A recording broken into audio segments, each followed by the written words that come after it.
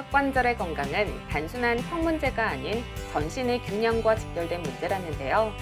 턱관절 건강에 대한 이야기 함께 나눠볼까요? 입을 벌릴 때 짝소리가 나거나 잘 안 벌어지고 턱 주위 혹은 귀 주변에 통증이 반복된다면 턱관절의 구조나 기능에 이상이 생겼을 수 있다는 사실. 이럴 때 방치하면 만성 통증으로 이어질 수 있다는데요. 그래서 턱관절 장애는 초기 대응이 매우 중요하다고요.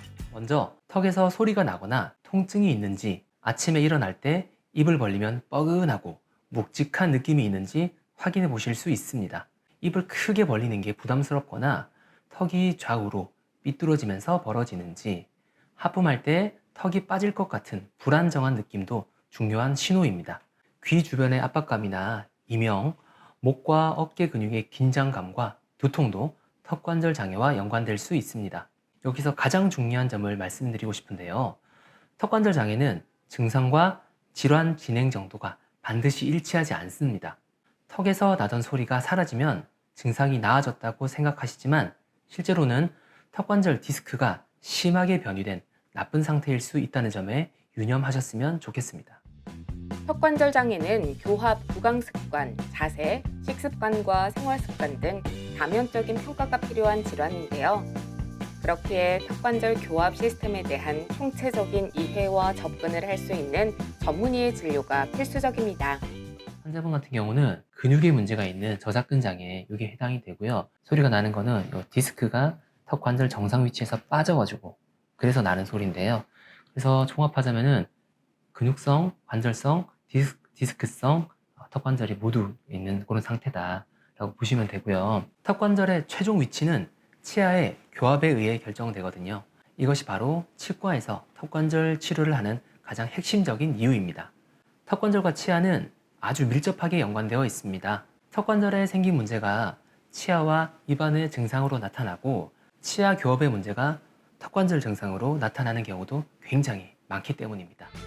환자의 턱관절과 구강 검진 등을 통해 치료 계획을 만들고 증상에 맞춘 처치를 진행합니다.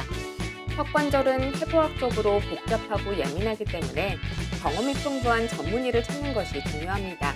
가장 기본적인 처치는 행동교정, 물리치료, 약물치료입니다. 이와 함께 프롤로 주사치료와 보톡스 치료, 턱관절 스플린트 치료를 병행할 수 있습니다.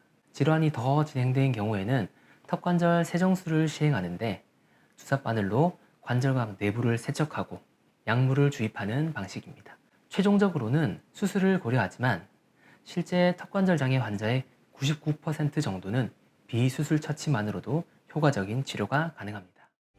어느 날 일상 전체를 방해하는 고통이 되지 않도록 턱관절 건강을 사수하려는 노력이 필요한데요. 조금 더 자세한 이야기 스튜디오에서 나눠보도록 하겠습니다.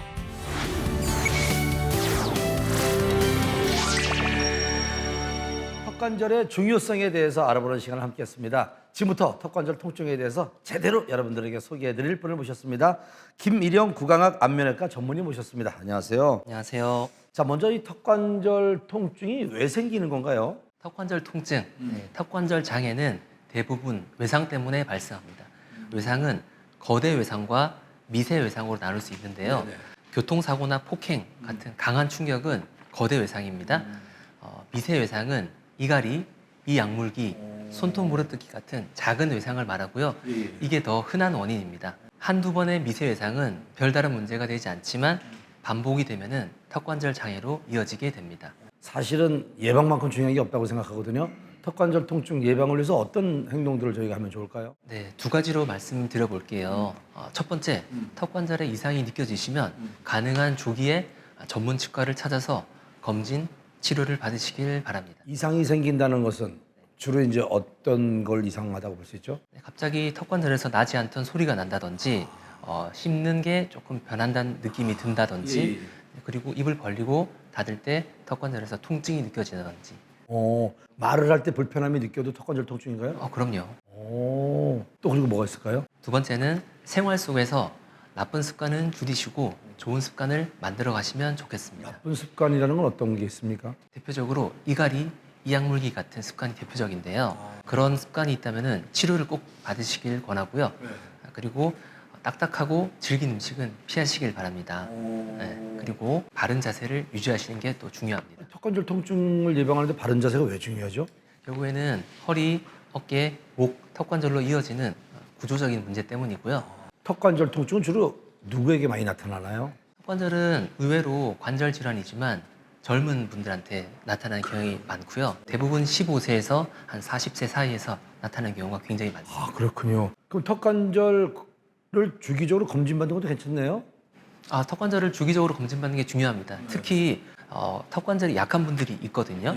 그런 분들은 입이 갑자기 잘 안 벌어지는 경험이 있다든지 갑자기 턱관절의 소리가 크게 난다든지 하는 분들이 약한 분들이라고 보시면 되겠습니다. 자, 여러분, 턱관절 통증을 예방하기 위해서는 정기적인 검진이 꼭 필요하고요. 생활 속의 바른 자세도 중요하다는 이야기도 함께 들었습니다. 오늘 김일영 구강학 안면외과 전문의와 함께했습니다. 감사합니다. 감사합니다.